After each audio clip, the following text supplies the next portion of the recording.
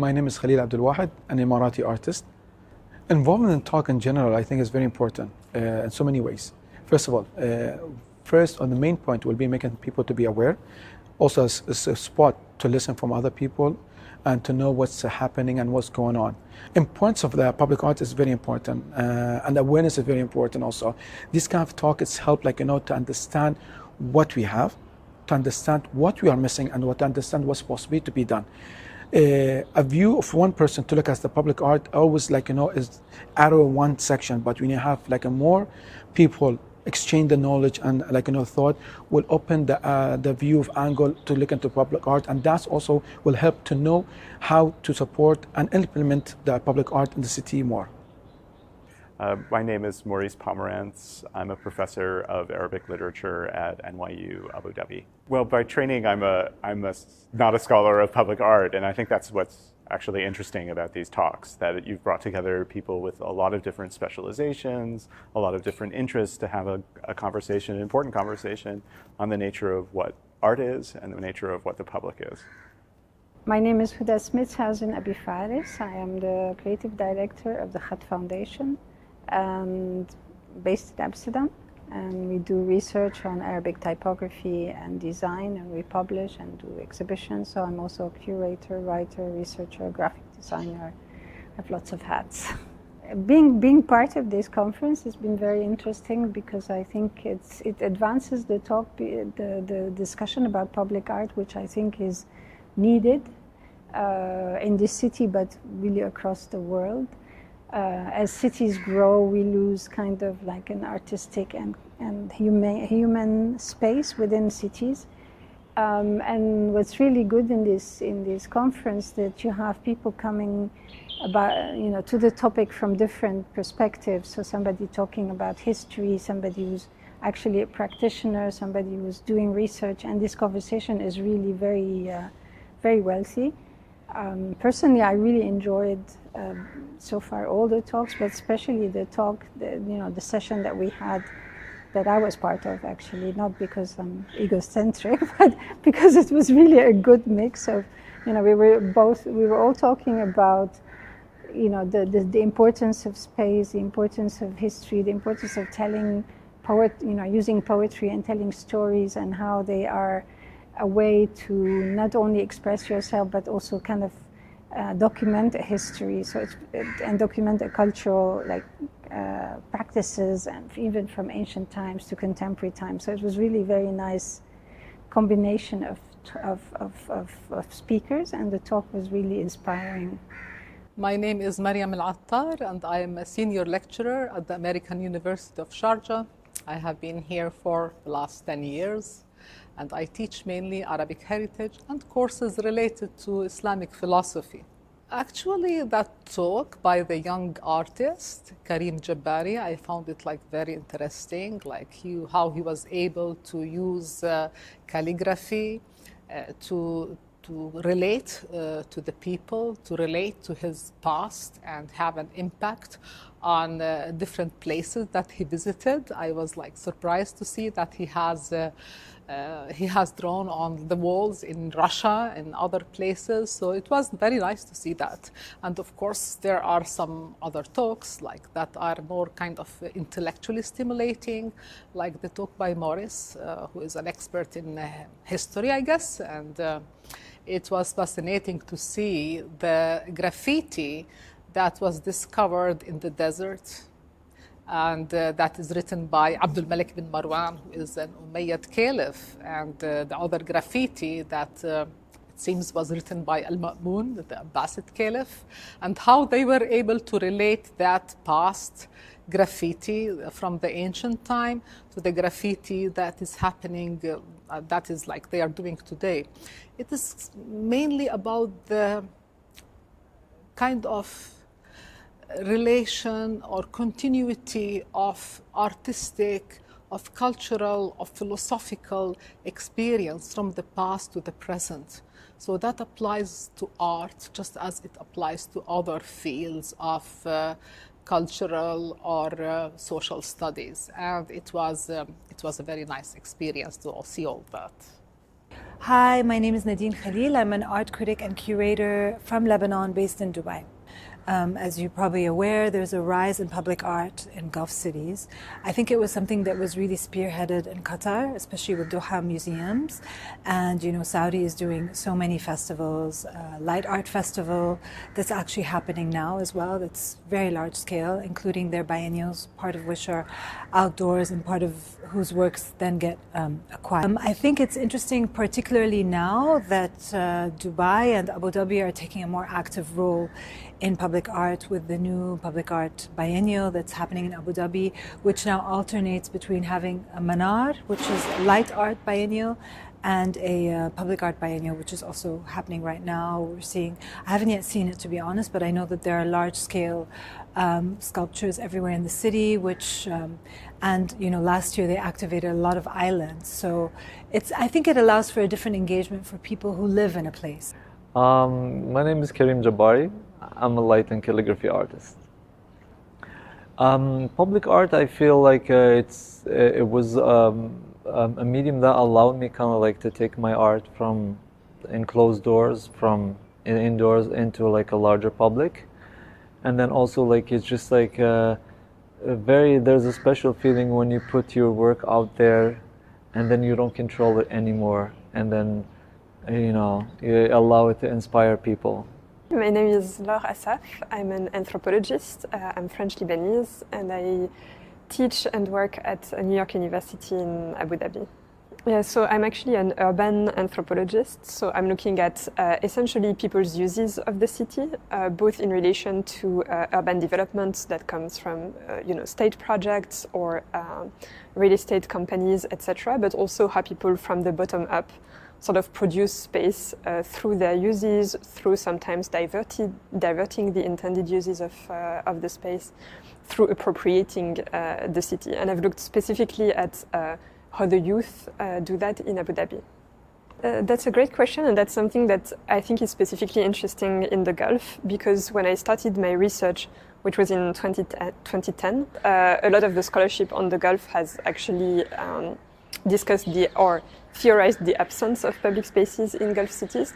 And one of the things that I tried to do through my research was to challenge this notion and to show that a space doesn't need to be sort of publicly owned or accessible to all to be used as a public space, and that there are in fact many spaces in Gulf cities that are places of gathering for very varied and very heterogeneous urban populations, where many different people and many different communities that inhabit these cities actually cross paths and sometimes mix and sometimes sort of sit side by side, etc. And so there are in fact many spaces that can be qualified of public spaces in Gulf cities. And I think public art contributes to the production of public spaces, or the qualification of a space as a public space to a certain extent, right? By bringing certain types of publics into this space, or by sort of eliciting types of engagement that are not necessarily expected in a certain space. And so it's one way through which, I think spaces can become more public in a sense, or open to a wider public. I think often what we see in our day-to-day lives, so art, it has the capacity to inspire us, to give us windows into other ways of thinking. And for that, I think the more art we see during our lives, or the art that is meaningful to us, is very much, it has the capacity to enrich who we are. Well, the art that we see as we walk through cities, it has the capacity to, of course, inspire us. It offers a window into other ways of looking at our world, the city, and ourselves. My name is Tala Gergazlu. I'm currently project manager for design on the Guggenheim Abu Dhabi project. I think public art will play a very different role in each city of the world depending on what happens around it. It's a great vector to bring people together and actually bring interest, but I think one should never lose sight of what is happening around them and the communities that are engaging with it to make it a success.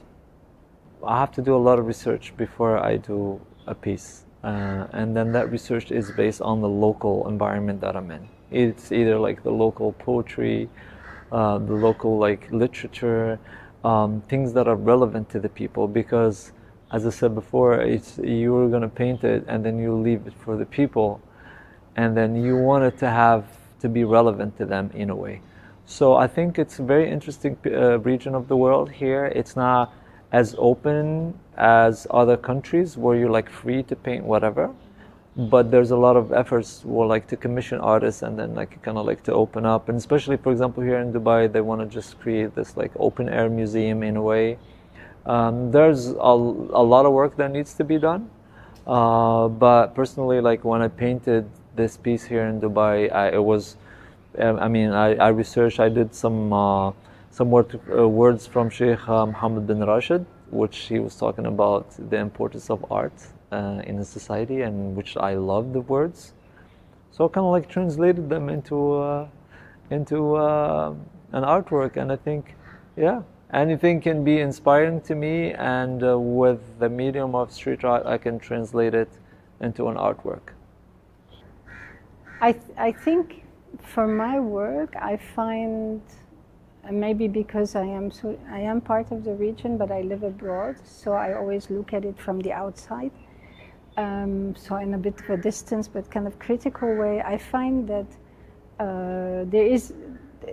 for my work, it's important to bring the importance and also to kind of connect certain heritage aspects like poetry, like language, like the love of calligraphy, and then connect it with contemporary art and contemporary design. I find it inspiring, and I find that this is something that is also automatically opens a conversation and is received very well by the culture. So I think it's like a cultural aspect that sometimes with more abstract contemporary art you feel the general public and certainly doesn't connect to automatically. I think it's interesting also to from my research to bring back that heritage of using text and written scripts in public space that were always part of the culture in a form that is new, that is attractive, that speaks to the youth culture, because it's important to kind of remind them, and through the contemporary, encourage them to understand the past. I don't know if it's specific to the GCC, but it's certainly specific to a large part of the Arab world. For typography, it certainly is like really like a treasure trove that is not as explored. Yeah. So, with calligraphy, they maintain a tradition, but even in calligraphy, what you see recently is that people look at less used and less commonly explored scripts from the past, and they're bringing them back to life, either in a new calligraphic form or in creating new typefaces that are just expressive. And then I believe that when people start to use them more and more often, you start to see them becoming like, again, normal, like readable, acceptable, common. And you see it a lot more in branding, because in branding you can take liberties, so you create images and you're not really, when you create a logotype, you're not so worried that people can't read it fluently because it's just one word and it's an image first. And there you see these scripts coming back. So yeah, it's an exciting time to be a typographer, I think. My name is Aida Balash. I'm Business Development Director for 100 Architects, global firm doing street architecture, urban interventions. It is going to be bold. We are now designing bold architecture, street interventions, urban interventions that are bold, strong, artistically screaming, and bringing people together, creating functionality, bringing play into the public space. I believe we will be witnessing more. And this is the future of the urban development in the future, especially in the Middle East region. I think the very notion of what the public is changing so rapidly. We live in a time with a It is not the built environment necessarily, it's this virtual environment. How these spaces will interact with one another and ourselves is part of, I think, will be challenges actually to the very nature of what the public is. My name is Aleksei Afanasiev. I'm a cultural advisor based in Dubai. From what I see in my experience, the art is becoming more accessible and having more dialogues with general public. It's becoming less elitist. I think I see this as a trend coming forward in the next decade, for sure. I think there's been sort of a lot of evolutions of the art scenes since the creation of the country, but especially in the past decade or 2 decades, where it has really picked up and it's growing at a very high speed.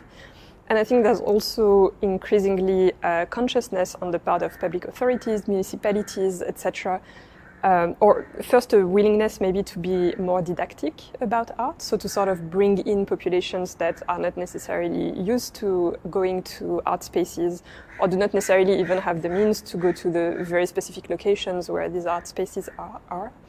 And so I think there's more and more sort of drive to actually bring art to different types of spaces around the city. And we see it now in Abu Dhabi actually with the Public Art Biennale that is for the first time sort of bringing massive amounts of artworks into the public parks, creating paths and trajectories inside the city that are open to all and that are places where people can and do actually converge and visit. I would say, don't contribute to something just because it's happening. Come up with a strong concept that really drives you in your practice and just see it as a more ambitious way in which to materialize something you really want to do. Because what we do end up seeing is that works are produced just for the sake of it or just to kind of fill a public space rather than kind of fulfill a certain symbolic meaning. And I would like to see more contextually specific works that are more about the artist's own trajectory and less about placing something somewhere. So public art should really speak to many people, should be accessible, but at the same time I think some of the most significant works of public art that I have seen, and I'm thinking now of Jenny Holzer, protect me from what I want, or some of these great feminist slogans are works that really resonated with their own practice, but then when you see them kind of blown up and projected outdoors, then it's a whole different experience. Of course, the message is much larger, so you need to start from something that's true to you, and then from there, I think, at least for me, those are the works that resonate most. You need to find your story, because people, when they look at your art, they're interested into you, who you are, how did you start this, what message are you transmitting, why you do this? And then the next step would be, in a way, to just and get inspired from your local environment, highlight the heritage of your country, highlight the heritage of the place, allow that place to kind of shine, because street art now is creating a new sort of tourism, where people come and visit cities specifically to see street art. So when people come to Dubai, they want to see something that is relevant to Dubai. When people go to Saudi, or when people go to Doha, or to Qatar, to Bahrain, or whatever, that's, I think there's a lot of heritage and there's a lot of history here that needs to be highlighted. My name is Silvia. I'm a photographer, the creative behind Abu Dhabi Streets blog. We are taking pictures of architecture in Abu Dhabi, and with the emphasis on unseen things in Abu Dhabi. So yeah, my advice, and I'm learning this myself, I'm not an expert, and we live and learn. So my advice is to dive deep into the culture, go on a street, look at the people, what they do, local people, you'll find a lot of interesting things, and the inspiration you will get from there for sure. We cannot design by ourselves. We cannot, without communication with artists, with designers, with local authorities, it is very hard to think for somebody else. We need to communicate, and communication is a crucial part of bringing successful art and placemaking into place. And this way we build cities and communities as well. I mean, I think talks like in the Inloco are a great opportunity to actually confront all the different perspectives, because public art should not be seen as just one thing it's not one art object in a space. It's actually, as I mentioned, it's very different things that have to come together for that to have durable success and enduring success. So I think the talks is the perfect platform to have people with very different perspectives and very different practices on the ground to actually discuss that and confront point of views to actually find a critical and most engaged way forward on the ground.